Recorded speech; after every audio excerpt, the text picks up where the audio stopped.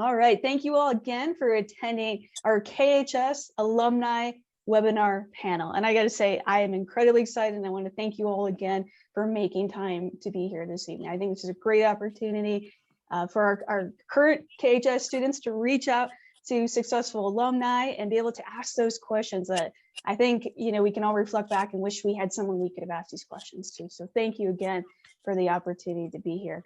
And I have Jeffrey on my screen. So Jeffrey, I will start with a brief introduction for you. So Jeffrey Baugh is a physician assistant right here in Cache Valley for the Cache Valley Dermatology. So Jeffrey, thank you again for being here. And anything else you'd like to add? Perfect. And then let's see, I'm going to go down my line. I have Lori Olson. So very excited to have you here this evening, Lori. So Lori is a physical therapist. She is employed by Intermountain Healthcare and is also associated with USU Athletics. So thank you again for being here, Lori. You're welcome. And let's see, we have Wayne. So Wayne, I'm glad we were able to find a time to bring you back to our large scale webinar here this evening. So Wayne is please correct me if I'm wrong, Wayne, a third-year DO medicine student at Rocky Vista University in Southern Utah. Actually, second year, but yes. Second year. Okay, wonderful. Well, third year's going to be here before we know it. It will be. But thank you for having me. Thank you for being here, Wayne. Really excited because not only do we have different professions and career paths represented this evening, we have different kind of phases of career. So I think it'd be really interesting that I think we can provide a really great resource to our current students. And working my way down the line here, we have Dr. Jonathan Knott. He is here from Wyoming, well, virtually here, from Wyoming Orthopedics and Sports Medicine, from the Cheyenne Regional Medical Group. So John, thank you again for making time to be here this evening. Yeah, thanks for having me. And let me see here. I just want to see if, yes, and Trevor Anderson was able to join. That is wonderful. So just an introduction for Trevor. So Trevor is a Logan Nathan native, and he is in his third year of chiropractor school at the Palmer College of Chiropractic in Iowa. And his specialty is sports rehab and extremity care. And I thought this was pretty cool, kind of bringing it back to Cache Valley is the plan after graduation. So really excited to have you on here as well, Trevor. Yeah, thank you. Perfect. And I'd like to kind of pass it all to you, and I'll try to do so in the same order here. So Jeffrey, any initial kind of words of advice before we jump into our formal questions? Now, is this words of advice for anything from entering freshmen all the way up to, I guess, those that are maybe pursuing postgraduate? Yes. If it's something that comes to mind, I have no doubt it will be valuable information. So by all means, it can be kind of pretty fairly broad. You know, words of advice that I would have right off would be definitely get involved, make as many connections as you possibly can. This would be if they're pursuing if it's a healthcare career that they're looking into, you almost can't shadow soon enough. So if you can make connections with providers,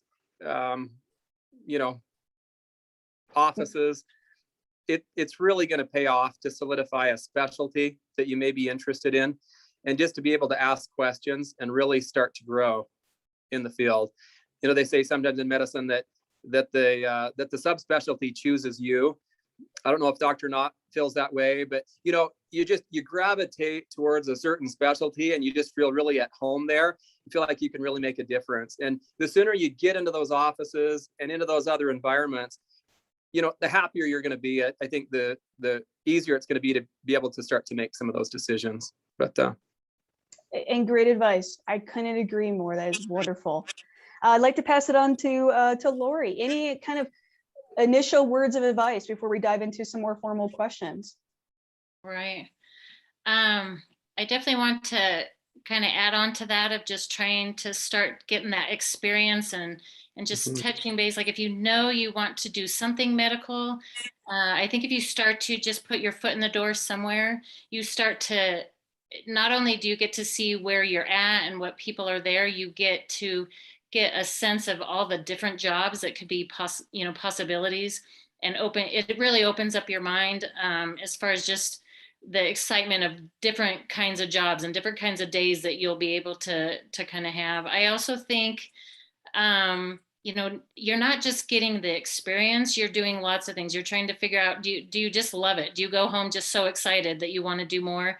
I think it helps with just, you know, getting excited about what you're doing, kind of help you get through your undergrad because you see a purpose.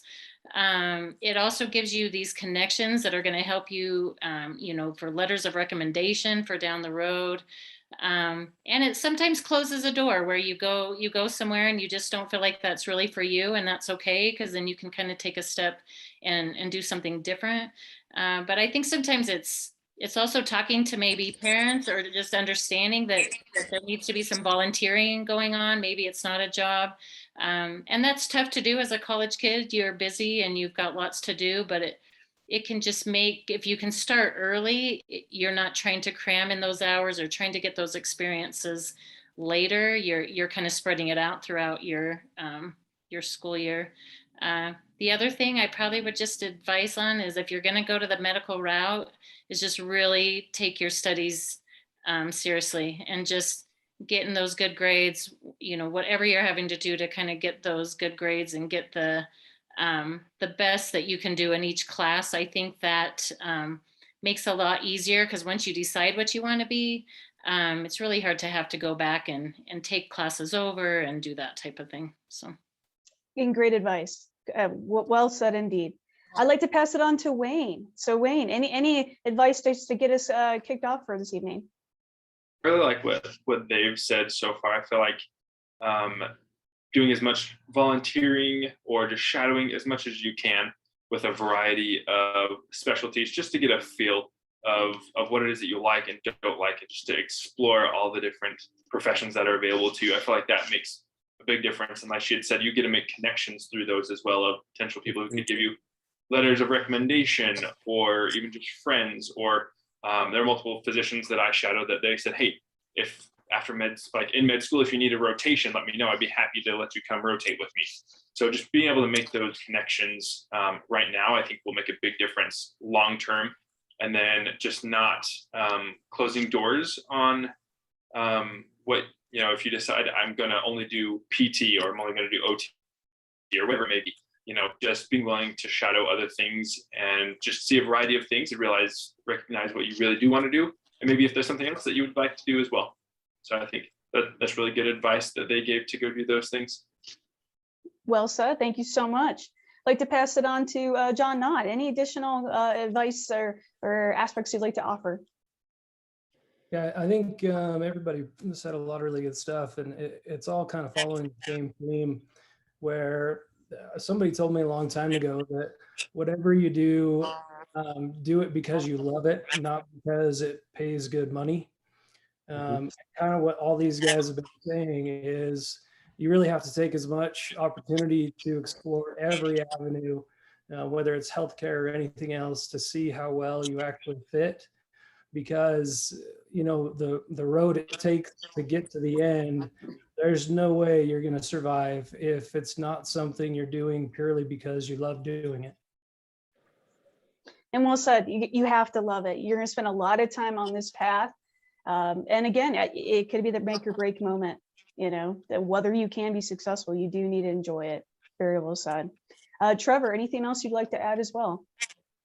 Yeah, kind of just bouncing off the same ideas as everyone else, but I'd say go ahead and go shadow. And then when you do those shadowings, try to be very blunt with the person you're shadowing with. I think asking those hard questions, I think really finding out what that profession entails as far as the depth of the schooling, the amount of years, what the financial situation is going to be like, going through it and afterwards, and kind of what it really takes, kind of the grit. I think when it comes to getting a degree in the kinesiology and health sciences department, it's almost necessary to go on to a little bit more school in order to get a job anymore. And I think it's already been said, but I think really being able to kind of find your interests and being able to find something you're passionate about, and then being able to be really active about finding out what it is you like, and then go find people that are like the same things you do and see what they do and how they do it. I think that's the way to learn. Great advice. Well, thank you all for getting us started with that first round here. I'll switch up the order. So Trevor, we're going to have you go first on this next one. Just give you a little bit of a heads up there. All right. So a little bit more specific detail here. So when did you know you wanted to pursue your chosen career path? And just because we do have a few more attendees dropping in, if you could kind of restate your field of interest, that may help them a little bit if you don't mind. Yeah, no problem. So I'm currently in chiropractic school. I originally, so my family's all been in healthcare for, a couple generations now. I'm kind of the black sheep of the group, I could say, by coming out and doing chiropractic. But I think I found out my sophomore year at USU, I really kind of sat down. I was doing all the pre-med requisites, thinking I was going to do kind of orthopedics, and that was kind of what I wanted to do. And then realizing I liked being able to be on the kind of front side of things. I wanted to be kind of the prehab to people's illnesses and complications. And so kind of figured out the best way that I could deal with people's lifestyle changes. So I, sat down and was like, I want to work on people's physical activity. I want to work on their sleep. I want to work on their nutrition. And when I panned it all out and asked a couple of my friends and family, they're all like, the scope of practice of chiropractic is kind of broad. And so I figured let's give it a try. And I shadowed like crazy. And my sophomore year, it really kind of panned out, and I really had more of a trajectory of where I wanted to go. So that's kind of when I decided. That's great to hear. And thank you for sharing. That's wonderful. But we'll keep in that reverse order if that's all right. So John, any insight? How did you find your chosen career path? Well, it was a pretty long and developing road, I think. Initially I started out at SLIC, the community college, and took a bunch of trade classes and wanted to be a welder and wanted to be a carpenter and, furniture building, and then started getting into nutrition biology, but graduated from SLIC and transferred up to Utah State. And the science and biology is really what kind of captured me. And working with athletes was a big deal, and studying physiology and kinesiology was really interesting to me. So after 3 years of undergrad and then another 2 years of grad school with the department, I was definitely wanted to go to medical school, but I kind of knew that with my mechanical interest, it was really pretty much orthopedics was the only medical specialty that I wanted to get into. So then after another 4 years of med school, 5 years of residency, and a year of fellowship, almost 20 years later, I finally graduated, and I couldn't be happier with it. Wonderful. That road is worth it when you're truly doing something you love. So thank you for sharing. All right, Wayne, would you mind sharing how you found your chosen career path?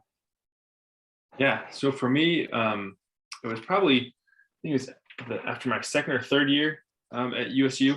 I was planning, so I initially started out wanting to do occupational therapy, and then I'd switched to physical therapy and worked in a physical therapy clinic. And then I just kind of had the thought to look into medical school a little bit more. And it ended up that the majority of the classes that I was already taking for PT school lined up for what I needed for med school. And as I started to shadow more, then I realized that was kind of the path that I wanted to pursue a little bit more. And so for me, it was kind of a little bit later in the game. Most people, they kind of figure that out after their maybe first or second year, but it was a little bit later for me by the time that I realized that I wanted to do medical school instead of PT or OT school. But yeah. Wonderful. Well, thank you for sharing. And let's pass it back to Lori. So Lori, how did you find your chosen career path? Yeah, so I started a little bit young. I had a physical therapist work on me kind of in junior high-ish, and really questioned her a lot of just what her day was and what her job was. And I kind of gravitated right then of, just wanting to go the PT route. I think I got a little lucky because I was young and just took off and did it when I started in college. But I did do a lot of volunteering during college, and I think I just loved the classes. I loved the volunteering. Everything just, kept being exciting. And so I never really looked back. But I feel like I got lucky to just kind of jump on that path and kind of head that route. The only thing that I think that I switched on is initially I wanted, and I think I'd had kind of a bad experience at a sports clinic when I was volunteering and felt it wasn't as exciting and not, I don't know. It wasn't, I wanted something maybe a little bit more. And so during my PT years, I did a lot of volunteering and clinicals in more extreme kind of brain injury, spinal cord injuries, and thought maybe I really wanted to go that route. And during that time, I definitely found out it wasn't for me. I don't feel like it was my love, and kind of gravitated back to sports. And I feel like that was more who I was. It was more where my love was, more where of understanding the athlete. And so I kind of gravitated back to that and got lucky to kind of be in my position now. So Thank you for sharing. And if we can pass it off to Jeffrey, how did you find your chosen career path? You know, I can relate with Wayne. I was a little bit of a late bloomer. So for any of the students, if you're ever wondering that, you know, do I have it all figured out? Don't give yourself a guilt trip, right? If you don't, you know, it's a process, and it takes time, and you'll find the right fit. Yeah, I was probably into my three and a half years into it, almost with 2 bachelor's degrees at that point in time, right? And because I was a late bloomer, you know, kind of late to the game, I was late in shadowing and all of that. That's why that was my number one recommendation initially, was to do that early, right? But as soon as I did put in the work, and I was trying to figure out, you know, is it dentistry? Is it PT? Is it, you know, primary care, pediatrics, orthopedics? I was fortunate enough to shadow in all of those and even other fields. And I loved so many aspects of all of those. So I can see how each of these personalities, right, from Lori to Wayne to everybody, I mean, it just really seems like it was the right fit, and that you're happy in doing that. And it's exciting to see that. Yeah, for me, I finally, I was able to shadow some fantastic dermatologists who later became fine mentors for me. And yeah, thankfully, happy ending. That's great to hear. Wonderful. All right, kind of let me glance at my list here of some questions. So, and let's see, I know we kind of jumped off with advice. So reflecting back, so were there things that you found yourself saying most satisfied with while you were here at USU? And it's Trevor, when you're ready, go ahead. Were there certain experiences or a course or some kind of activity? And it doesn't need to be related to KHS specifically. I think this is a great opportunity to say, okay, what did you appreciate most when you're here? So I'll be honest, I love Aggie ice cream. I have never had better ice cream ever in my life. And that is definitely going to be a highlight. I'll always know. And Trevor, what about you?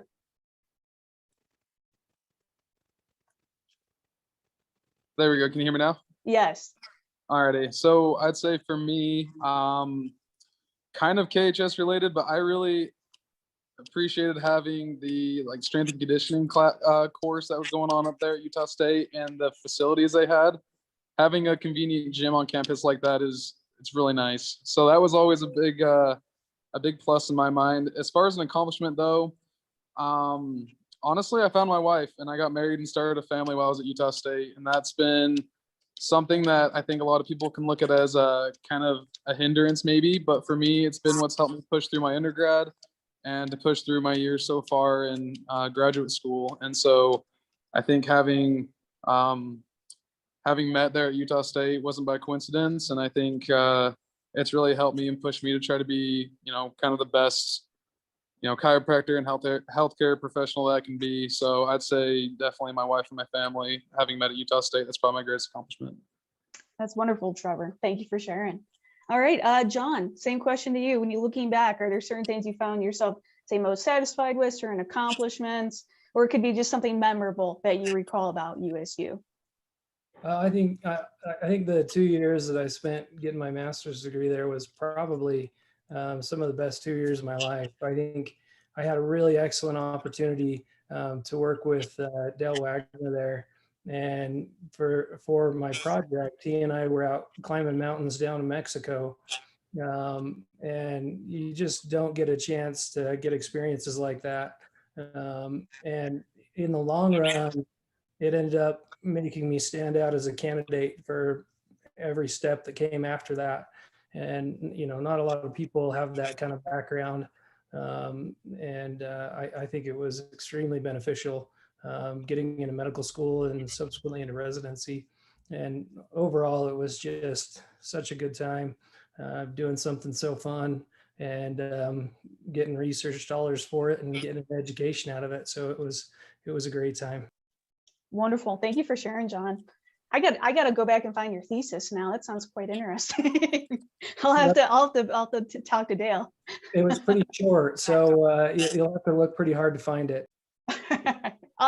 You know what? I'm good at finding stuff. I can probably find it in a day, I'm sure. Wayne, looking back, same question. There's certain things you find yourself most satisfied with, or certain accomplishments or certain memories that stand out?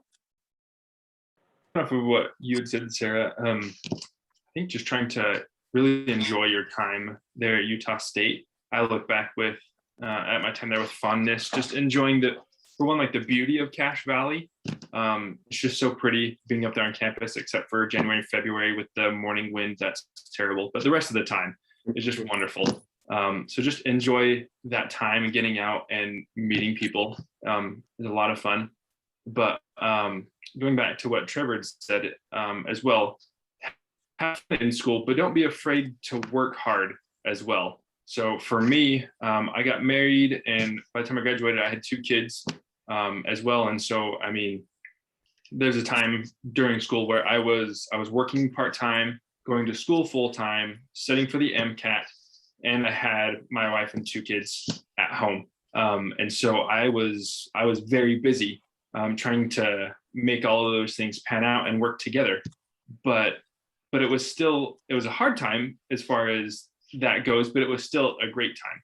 So my advice is, for me, that was one of my greatest accomplishments during graduate school, is just trying to do all of those things, and don't be afraid of trying to do those hard things, whether it be, don't be afraid if you're married of having kids, if you're afraid of, I don't know how this is going to work out, you can make it work out. Or if it's just getting married, or if you're not married, but just trying to do your classes and research and all that, whatever it may be, just don't be afraid of working hard. And like Lori said, trying to excel and do well in your classes, because it will pay off in the end, whatever the hard thing is that you decide to end up doing. But still make time to stop and smell the flowers and enjoy the beauty of being an undergraduate and of being at Utah State. Great overview. Yeah, don't be afraid to live your life. You got to enjoy the experience and the process along the way. Lori, any additional comments to add to that? Yeah, for me, the one thing that really stood out for me, I loved human dissection class. I thought that was amazing. I know it wasn't very many kids got to get into that class, and I just felt really thankful to be in that. I thought it was just memorable, something that you can just remember forever. So I just thought that was a really neat class that they offered, and would highly recommend that. I was a student athlete, so it was just very memorable. I had a great time being an athlete. I was extremely amazed at the support of the university, of people in the community, of boosters that would take care of us, that would, cheer for us and took care of us. And that was just a great experience. It was very hard. It was very hard to be an athlete and be a good student at the same time. And that's where I feel like my advice would be to try to enjoy it more, but it was hard to get good grades and have fun at the same time. You kind of had to choose one or the other, but I feel like you can do it. You can do it all if you just have, that drive and that focus and kind of a purpose for it all. But I'm very grateful for Utah State and for the opportunity to be an athlete, to be a student, and that it kind of, projected me to be into this position that I'm in now, to be able to treat the athletes now. So. And I think we're incredibly lucky to have you here, to say the least. If I had to get hurt, you know, I would like to see you as my physical therapist. And I'd like to pass it off to Jeffrey. So kind of reflecting back, just to kind of reflect back on our question, were there any things you were most satisfied with, or certain accomplishment or experiences that stand out? You know, like many have mentioned, you know, Wayne mentioned, Lori mentioned, you'll never have any regrets really applying yourself academically, right? So I know it might not be the funnest thing to hang out in the library, right? Studying hard and really making sure those grades are good. But you'll never regret it, you know, as you're applying to schools or post-grad programs, it really pays off. And so definitely put in the time. You'll be glad you did it. But at the same time, as best you can, shoot for balance. Even in our lives right now, we don't have perfect balance, right? We probably never will, but make sure that you have fun, you know, get involved with a lot of the activities. There are so many amazing activities. Utah State does such a great job. And, you know, I have to, you know, give props to even the college there. I mean, what an incredible faculty. You know, they're so supportive, so insightful, and very passionate about what they're doing. So grateful for all of you. But yeah, be you, follow those passions, right? As you're getting letters of recommendation, and even as you're writing kind of those personal statements, right? That you'll do for post-grad work, man. And even through the interview process, they want you to be you, right? So, you know, get up to Beaver Mountain and ski or snowboard, right? Get involved in athletics, cheer super loud, right? But be you, and that uniqueness will pay off, and it'll show through in the interview process and in those personal statements. So, yeah. I love that, Jeff. That is perfect. Be you. And I think you brought up a good point. So I just want to kind of open this question up to the group, and feel free to chime in if you'd like to share. I think one thing we at least I don't see us talking about it too much at this level is, you know, how do you prepare for those interviews, or like what questions will you get? And some things I hear often referred to, you know, how well do you manage your time? How good are you at time management, right? What outside activities are you involved in? How do you deal with stress, right? How do you deal with the day to day? So as they're, you know, trying to juggle a lot of different aspects, and they're preparing for, say, these interviews, any specific tips or tricks you would recommend or advise them to do? And I'll open it up to the floor, because I know it's a little more impromptu question there. And as we're mulling that over, just for the attendees, feel free to drop in any questions you like into the chat box. I'll be able to see them here on my end. And then I do have a few more specific kind of career allied health specific questions here in a moment. So as they're preparing for interviews, anything you would recommend, not recommend, things that they should think about as they start to transition to those steps? I'm one of the more recent people to go through the interview process, so I'll chime in. I would say, so when I did it, we did like I know that I don't think they do it anymore, but they had a committee letter. And so for us, what you would do is you would go, and some of the professors at Utah State, they would offer to interview you. And so you would basically come to a mock interview with them. I did 3 different people, and then they would write a little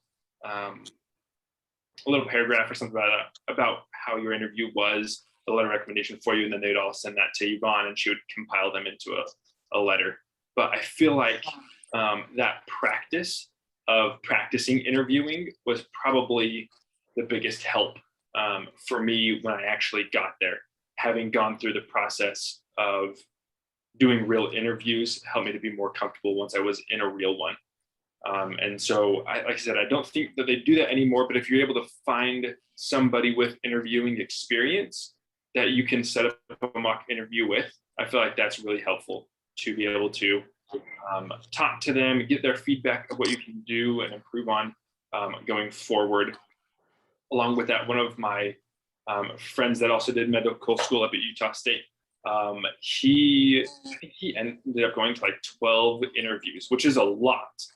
But he felt like he wanted that experience of going to all those and improving and getting better on each one. And so I feel like it's kind of hard to find, but in my opinion, that's one of the biggest helps for interviewing. It's just practicing for those interviews. So however you can find those opportunities, I feel like that would be the biggest help. And that's a great suggestion, Wayne. I'd say for anyone who's interested, reach out to me. We'll see what we can do to get something in the works, or reach out to Yvonne with pre-health advising to see if there could be some opportunities available. I mean, that's a great suggestion. Any other comments for kind of that topic as they start to transition to interviews and, you know, do's or don'ts or anything like that? I was just thinking that, you know, going after finishing residency, throughout residency and medical school, I probably read thousands and thousands of applicants' personal statements, and they really all start sounding the exact same after a while. They start being really boring and really dry. And, you know, everybody's got an experience that changed their life, and they all start sounding the same.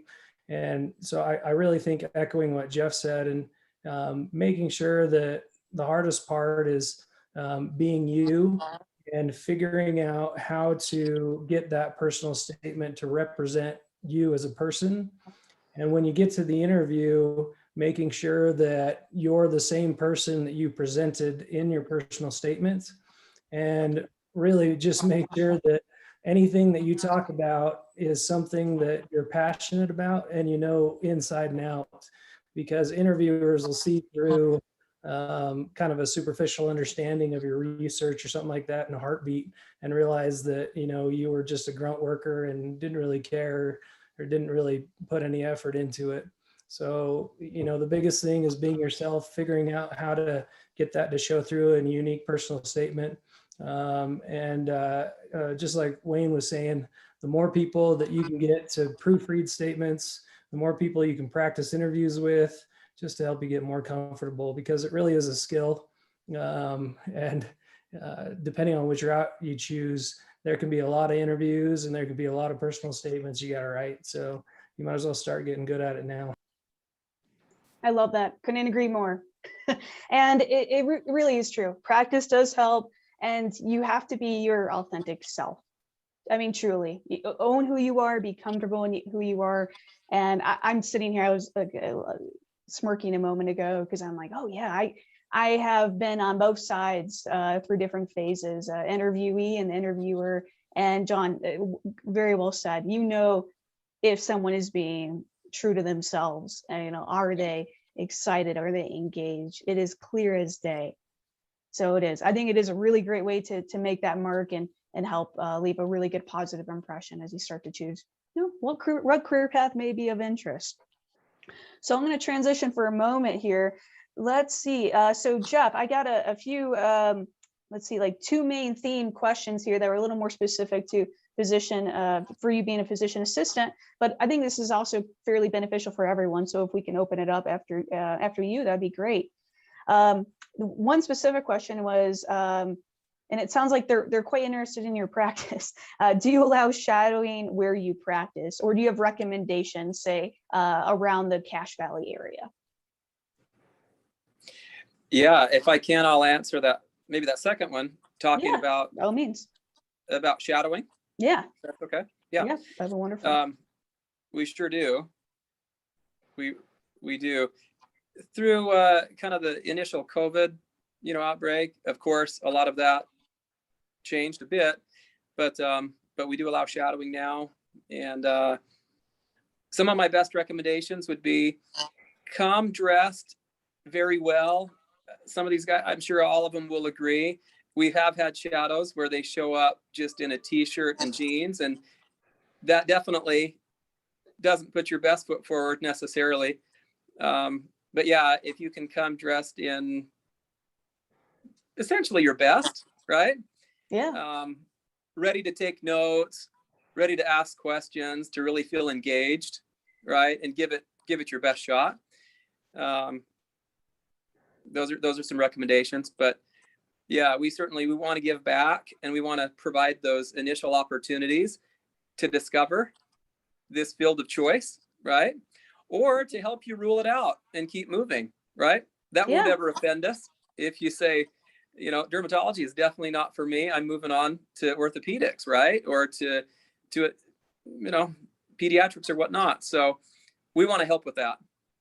Wonderful. Well, great to hear. And kind of on that, let's open it up kind of on the theme of shadowing. Obviously, that's a huge emphasis within vast majority of these career fields and some others as well. Any suggestions or advice when it comes to shadowing? Who to reach out to, or any recommendations? And kind of open to the floor. Can I add one thing, Sarah? Oh, please do. Yes. I would say when you come to shadow, I would either turn off your cell phone or maybe leave it in, a bag or something like that. Again, you can tell in a short period of time if someone's engaged and really passionate about where they're being, if they're there with the right attitude to learn, or if they're a little bit distracted. And so leaving the cell phone at home, coming ready again to take notes and just to learn as much as you possibly can. And that makes such a big difference. Oh, it definitely does. The mindset should be, as soon as you walk into that door, you have left the outside world out there, right? So other distractions, other items going on, put that off to the side and really take advantage of the opportunity in front of you. Because I think the shadowing experiences are amazing, because it's either going to help you confirm what you're interested in or rule it out, but you're growing and learning. And this is a chance to really, for them to represent themselves on that first early career phase. This is how you're going to represent yourself. How do you want to be viewed? How do you want to be seen? And hopefully we hope that they represent themselves as the best early professionals that they can. I just wanted to comment on that. And the shadowing is really a double-edged sword. We've talked a lot about how it's a great opportunity to go figure out if you like that job or if you like that, subspecialty or whatever. But when it comes down to it, if you do end up liking that job, then you're going to need to ask those people a favor. And that favor is going to be, will you stick your name and neck out on the line to say that I am worthy of getting into this professionalism? And I think that's what a lot of people don't realize, is that you can really make or break your chances with a face-to-face experience shadowing somebody. When you're writing personal statements or a lot of those other methods that you have to put yourself out, you can hide behind words and you can edit and adjust and change things as much as you need to before you submit a final. But in a face-to-face interview or a face-to-face shadowing, like that's really where you make or break your chances of being able to get a recommendation or a referral or more help from these people. Showing up in your best dress, absolutely critical. Turning your cell phone off or leaving it in the car, totally critical. The other big thing too is you kind of touched on showing up prepared, Jeff. And it looks like I think we said you're working in a dermatology clinic. If you're going to go shadow Jeff, then before you even consider it, you better be reading up on dermatology, reading up on what the roles of a physician assistant are. Like, you got to walk in that door, really prepared for what you're going to be seeing, what you're going to be doing, and have a list of questions in your back pocket that if you get a chance to, that you can spit off a question without stopping and having to think about it. So that it just makes you look that much more engaged. So you can't just show up in a t-shirt and shorts to this. You've really got to be prepared and know your stuff walking in the door, because again, like I said, yeah, you can figure out whether you like it, but in the end, the reason you're doing it is because if you do like it, you're going to need their help, and they're only going to want to help you if you really show them that you care about it. Yeah, you're representing yourself and you're asking for help from these individuals.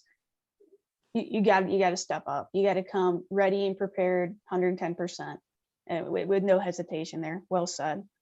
Wayne, I saw that you unmiked. Did you have a additional comment? Yeah, just one more thing, more like logistical with shadowing, something that I found. With being in Logan, a lot of times you think that your only opportunity to shadow, is at the hospital, which to shadow at the hospital, there's a lot of hoops to jump through as far as vaccinations, background checks, and stuff like that. But I found if you're willing to search for a lot of the more private offices, whether it be physical therapy or a physician or whatever it may be, a lot of times it was easier to shadow in those clinics because they didn't have all of the hoops that you had to jump through. So if you're having troubles with finding shadowing opportunities or volunteer opportunities, I would look at more of like the private clinics and the small clinics and things like that. I just found with my experience that it was a lot easier to find those experiences there compared to the bigger organizations like the hospital. Nothing wrong with shadowing at the hospital. I work there, but I'm just saying it's easier sometimes less hoops to jump through. And thanks for bringing that up. I think that's good to point out that there's all kinds of different environments. So even if you've let's say you know exactly what profession you want to go into, that profession may have certain specialties, may have a slightly different job scope, even within different environments. So especially with a lot of private-based offices within the Cache Valley area, I think that's a great suggestion for our students. Any additional questions kind of on shadowing? We do have a question in the chat. I haven't read it yet, but I do want to review it here in just a moment. I just like to add on the PT side, because I think with physical therapy, there's a lot, it's harder to get into a clinic. And Wayne is right that a lot of the smaller clinics have really done well as far as letting volunteers in. I feel like it's been a little bit easier. I know that a lot of kids, they just want to get like a physical therapy aid job, and they're just waiting for that aid job and kind of applying to those jobs. And to be honest, we rarely hire an aide without them being one of our volunteers. And it's kind of a no-brainer. You're gonna hire someone that's volunteered with you. They've already given you free time. They've already showed you their ability, and it's really, really hard to get a job without doing that volunteering. And so start there. Almost always, if you do a great job, it'll turn into that, or great job as a volunteer, it'll turn into a job. And I think sometimes kids don't understand that you're gonna have to kind of do that shadowing, that free volunteering work, which is hard to do when you need money, but I think it's really well worth it. And a lot of times, especially on the physical therapy end of it, it will turn into a job. Those jobs turn over a lot, and just do an awesome job as a volunteer. Pretend it is a job, and just like everybody else has said. And a lot of times if you do a good job on that, you might just walk yourself into a job, and then your experience is even greater. So, and that's great advice. There's a previous student I worked with this past semester, and she has a very similar story. Came in as a volunteer, very, very goal oriented, very intrinsically motivated, and it soon actually turned into 2 different positions at a local clinic. So she was an aide, and then she was able to help fill in at a little bit more of like a admin reception desk role. And it just gave her that much more experience. And not only did she, appreciate the viewpoint of being a PT aide, but she even learned more about billing and processing and all of those ins and outs that, depending on what type of career field she would want to go into, if she wanted to stay in a more, small business, she already has a huge leg up to understand and appreciate all of those steps involved. So yes, don't be afraid. Got to jump in and volunteer, right? I love it. This is awesome. I'm going to open it up to this chat question here, so bear with me. I haven't read it yet, so let me just skim through it. Perfect. Okay. So surgeons and physicians have opportunities to conduct research to make advancements in the medical field and surgical procedures in other areas. Are there opportunities like this available to PAs? So I guess this is a little more specific to you, Jeff, but I think we could also open it up to other career fields as well.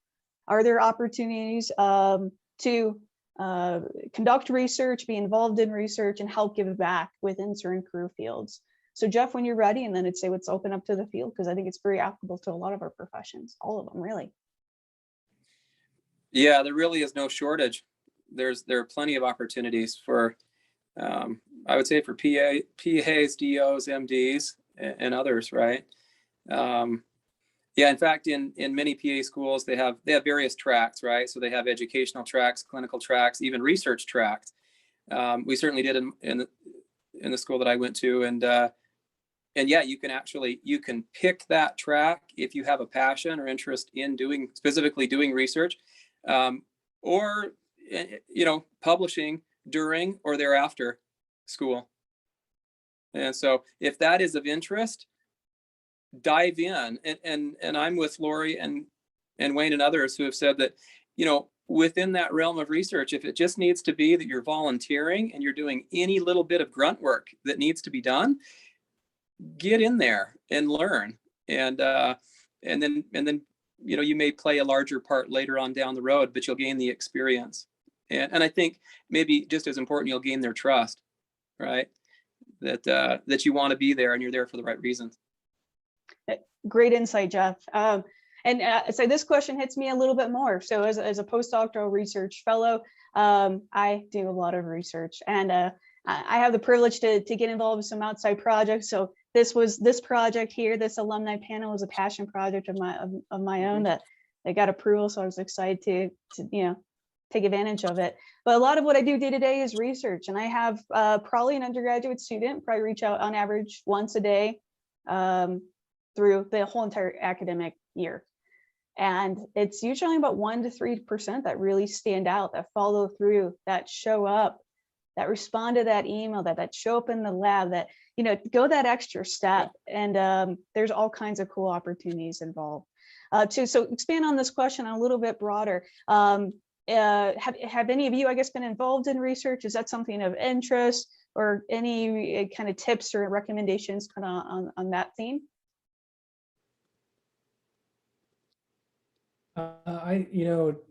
Research is required throughout the whole process of getting into med school and residency and beyond. And so it's something that you've got to at least have some degree of passion about. And I think I've been involved in all kinds of different, across every spectrum of research projects. And there's research projects that you do because you don't have a choice, you need to build your resume, and those can really suck sometimes. But when you can find a research topic or project that you're actually passionate about, it makes all the difference in the world. I've never been a big fan of doing research. I've had to do a ton of it just because to get here. But I mentioned that project with Dale, Dr. Wagner, and it was like, it really opened my eyes to how much fun and interesting research can be when the project is actually something that you're passionate about and that you're interested about. So yeah, there are projects along the way that you just have to do as stepping stones to get to more interesting stuff. But when you do find a project or a topic that you can actually develop or inspire a passion about, it really opens your eyes to how fun and interesting and exciting research really can be. Awesome. I'm glad to hear that. And I think it's important to acknowledge it doesn't always have to be always something we always love, but maybe we understand our role in the greater good, or its emphasis, or, what type of application it may be. I smirked. I had a pretty unique project that involved a lot of video coding. I didn't think I'd be a video expert, security camera expert, but that's what I did through the COVID pandemic here. So, so we get creative. We take unique approaches when we need to. I do have one specific question here I want to address to Lori, but before I do so, any other questions kind of along around this topic of, any comments about research or how to give back in a research form in your particular field or anything like that? All right, I just want to make sure I didn't miss anybody. So Lori, I sent you this question a little bit earlier today, and thought this was quite interesting. So I'll kind of set it up for all of us here on the call. The student mentioned that they are interested in going to physical therapy school and they want to specifically work with athletes. Therefore, my questions are aimed at you, Lori, and with one major specific question. So this individual's gone kind of a mixed mixed answers about specializing in sports rehab.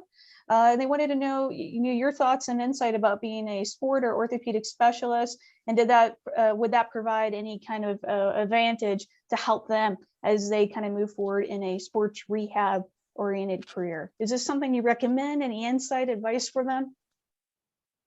Yes, that's really a common question. I get that question a lot.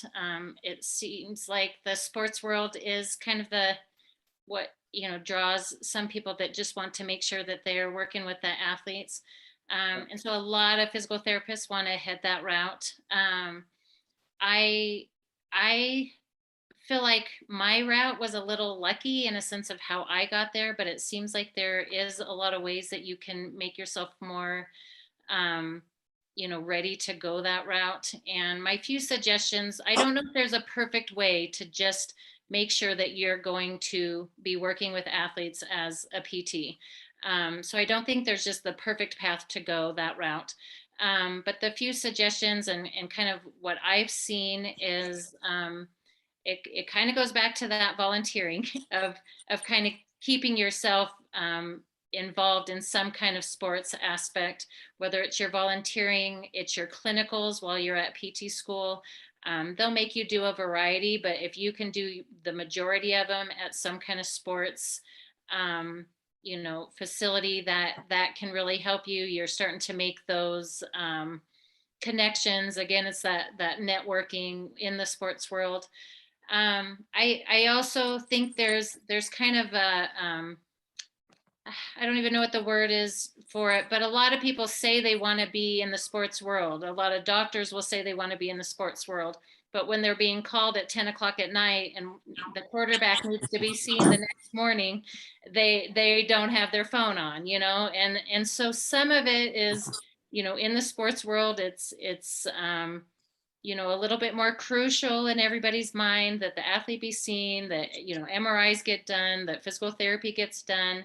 And I think you have to have that love for the athlete, love for the sport, love for, sneaking someone in that day that you have no time for, and you're going to see that person. That's where people are going to see that love. And I think, the doctors that have that, they're the ones that get the call again of going to see the athlete, and the ones that are going to kind of stay in that sports world. And so some of it, I think, is having that love for the athlete. Because sometimes it's squeezing them in a day that you don't have them have time for. But on the kind of the academic side, there is lots of exciting opportunities now where they have sports residency after your PT program that you can apply to.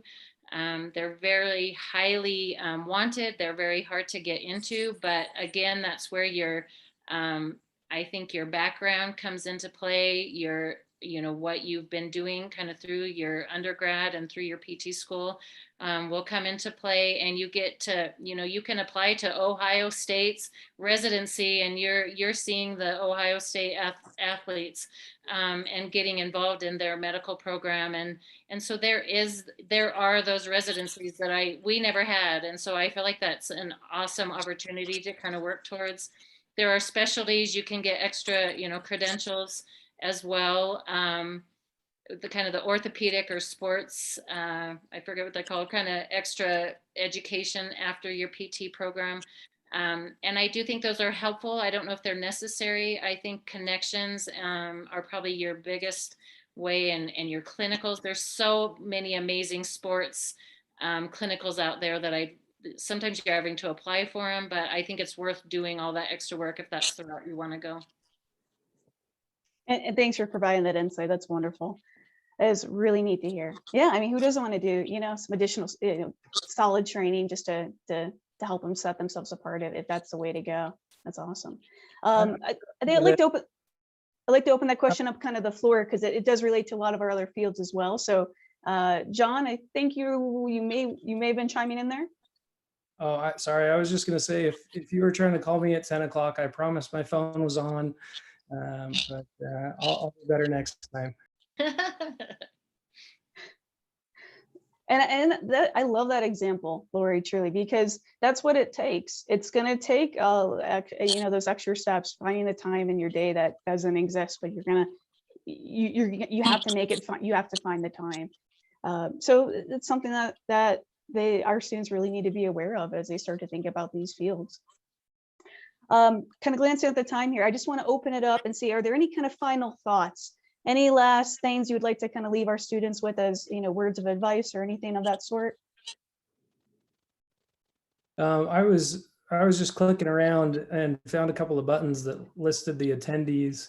And I think I noticed Dr. Wagner was listening to this.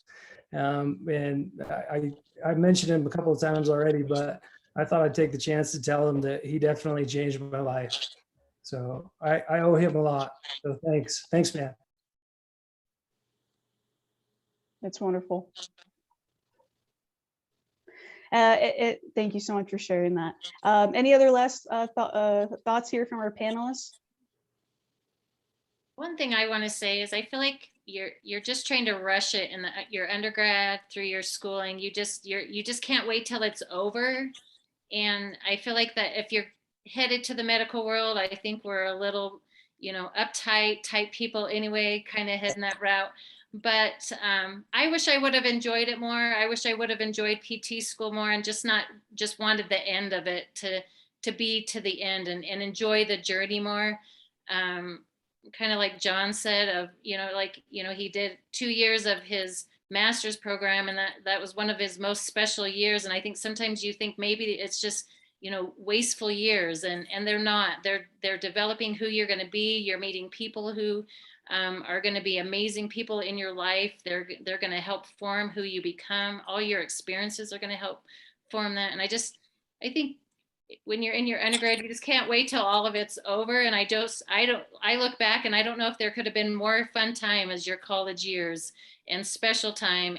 And once you get working, you just are working. You work for, for the rest of your life. And I just, to enjoy the journey, because I think in the medical world, it's a long journey, and you're always just wishing for it to be at the end. And I think there's it's okay to just really enjoy each step as you're going through it. So. Outstanding advice. Yep, got to enjoy the moment, enjoy the process, because that'll be over before you know it, right? Soak in those moments. Any last thoughts from Jeff, Trevor, Wayne? I just like to second what Lori said. I was going to say the same thing. A lot of times with going in the medical field, we get in the habit of saying, I'll be happy when I'm into PT school, or once I get into med school, then I'll be happy. Or then once you get in there, then you say, I'll be happy when I'm graduated. And then I'll be happy when my debt's paid off. And then, you know what I mean? It just never ends. So you just need to learn to be happy with the stage that you're at. Even though it's okay to look forward to those things, but to find joy in the experiences that you're having right now, because it goes by fast. It does. It goes by a blink of an eye, and then we wonder where the time has gone. Got to enjoy it. Got to enjoy the moment. Enjoy the process. Let's see. Any last thoughts from you, Jeff or Trevor? If I could add one thing, you're going to have days, especially, we all probably look at John with admiration because, the process through where he started and where he is right now. I mean, what a long process, so much sacrifice, right? I'm sure, he had days where he wondered, what am I doing? Am I doing the right thing? I think we all do. So I think it's important to write down our goals and the why, to understand the why, because you will have those days, where you have, 8 or 10 finals, in a week. And it's almost punishing, right? But if you can do that, we had to write a little letter to ourselves, as we went into school, and then they kind of resurrected that, halfway through, and we were able to read that letter to ourselves. And it could be a letter of encouragement. It could say, this is why I'm doing it. And I might recommend that you maybe write a little bit of a time capsule, right? A little letter to yourself. And then maybe you can pull it out when you're having a tough day and you're wondering, why am I doing this? Is this the right thing?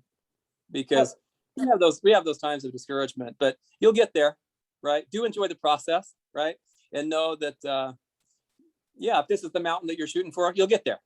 just stay with it. Outstanding, Jeff. I love that.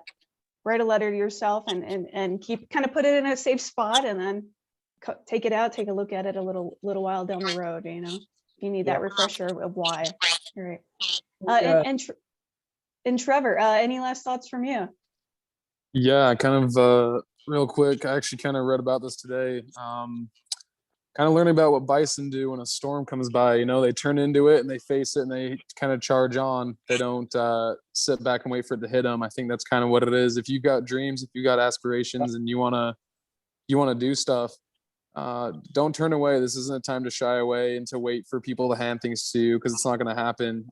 You got to kind of put your head down. It's going to be hard. It's going to be tough, but kind of what everyone else has said, enjoy it. I mean, it's a blessing to have opportunities to grow and to push yourself and to become something that you didn't think you could become. So there's going to be a day when you're looking back and wishing you still had opportunities to show people what you're made of, and prove your professor wrong by taking all those finals and doing really well or whatever it might be. And so yeah, enjoy it, find a way to enjoy it. And I think exactly what Jeff had said, as foolish as it may sound, even just write a review of what someone you'd want to have said of your service to them. Write what kind of clinician you want to be, what someone would write about you in a Google review, and see if you can become that person. Try to be the best provider, the best person, the best caregiver that they've ever been to. And if that's what it is, find your goal, find what it is you want to do, and just dig for it. And thank you, Trevor. That is wonderful. Well, and I just want to thank you, everyone. I can't thank you enough. I think this will be just an invaluable experience for our students. In about a day or so, I'll make this available on our website, so they can access it and say, okay, I feel like I have a whole new renewed sense of motivation right now just listening to all of you. So thank you again for taking the time to give back to our students. I do truly appreciate it. And thank you. Thank you all. With that, we'll end tonight's webinar.